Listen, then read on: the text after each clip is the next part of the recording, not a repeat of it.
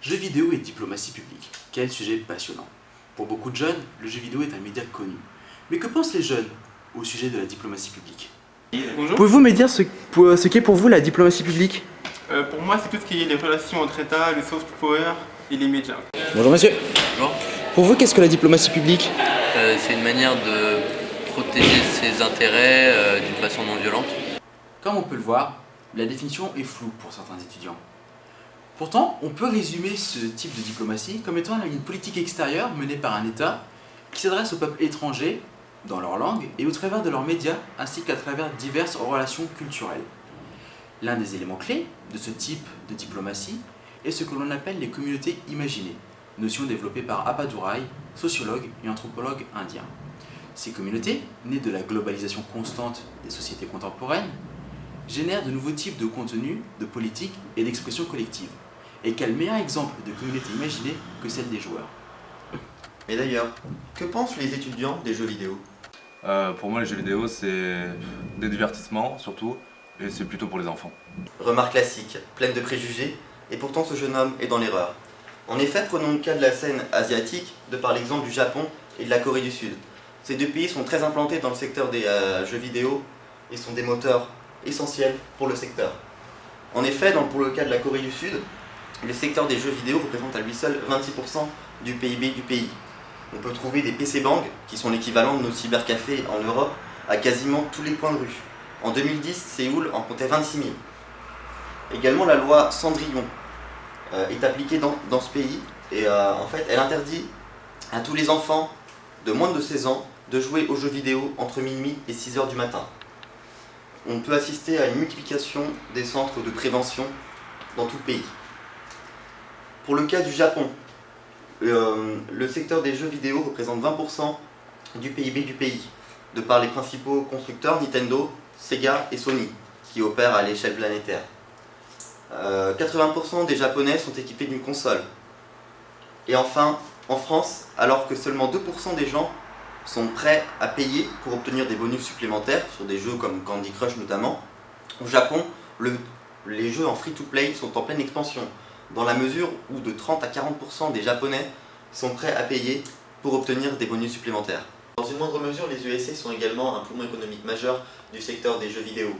En effet, on peut compter 192 millions de joueurs aux USA et l'an passé, le secteur a représenté 23 milliards de dollars de chiffre d'affaires. Les principaux acteurs du marché sont Electronic Arts et Microsoft. A noter également que les jeux vidéo s'inspirent grandement de la culture cinématographique. En effet, les jeux vidéo ont repris notamment des grands succès tels que Harry Potter ou l'Âge de glace. Deux entreprises françaises qui sont bien implantées aux USA, Ubisoft et Blizzard. Autre zone d'importance, l'Europe de l'Ouest. En effet, le chiffre d'affaires des jeux vidéo en Europe s'élève à 20 milliards de dollars. En particulier grâce à deux pays, la France et l'Allemagne. En Allemagne, on compte 41,5 millions de joueurs et 56% des Allemands sont prêts à payer pour jouer aux jeux vidéo. En France, c'est près de 1 Français sur 2 qui joue aux jeux vidéo.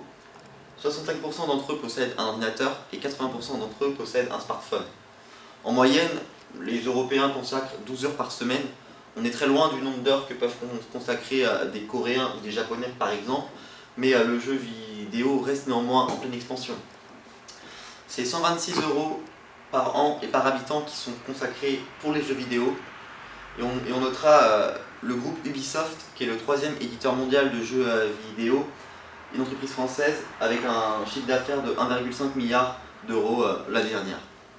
Maintenant que le cadre est posé, attardons-nous quelque peu sur la notion de serious game. Qu'est-ce qu'un serious game?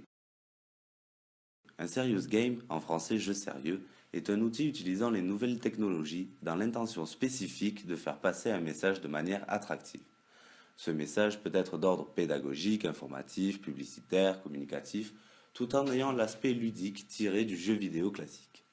Un serious game a pour objectif de sensibiliser, d'apprendre, de communiquer, d'informer ou de faire passer un message publicitaire, ou encore d'entraîner mentalement ou physiquement. Les serious games ont également la faculté d'être tout public et d'être disponibles sur différents supports comme les PC, les consoles, les smartphones ou encore les tablettes. Les Serious Games abordent un grand nombre de thèmes.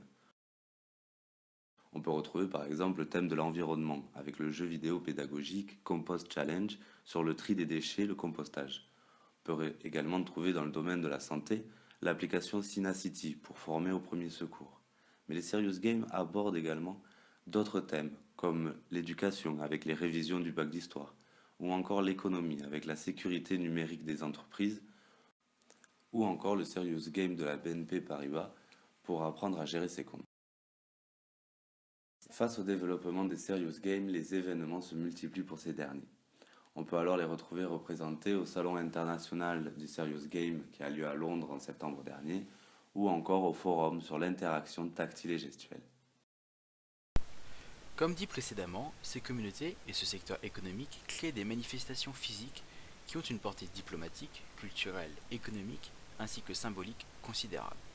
Le jeu vidéo, étant lié par essence à la technologie, permet à ces communautés de pouvoir être influencées sans pour autant avoir un lien physique et, à l'ère d'Internet, la vitesse et l'échelle à laquelle ces groupes peuvent être organisés et influencés sont sans précédent.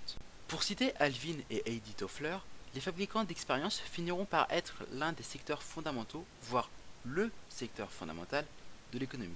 Et toujours selon eux, nous serons devenus la première société de l'histoire à utiliser la haute technologie pour fabriquer l'expérience humaine. Pour développer ces éléments, prenons deux exemples. Les salons de jeux vidéo d'un côté, tels que la Paris Games Week, et les compétitions e-sportives d'un autre côté, telles que vous pouvez le voir sur cette image. Les salons de jeux vidéo constituent un enjeu économique et donc par voie de fait des enjeux diplomatiques conséquents.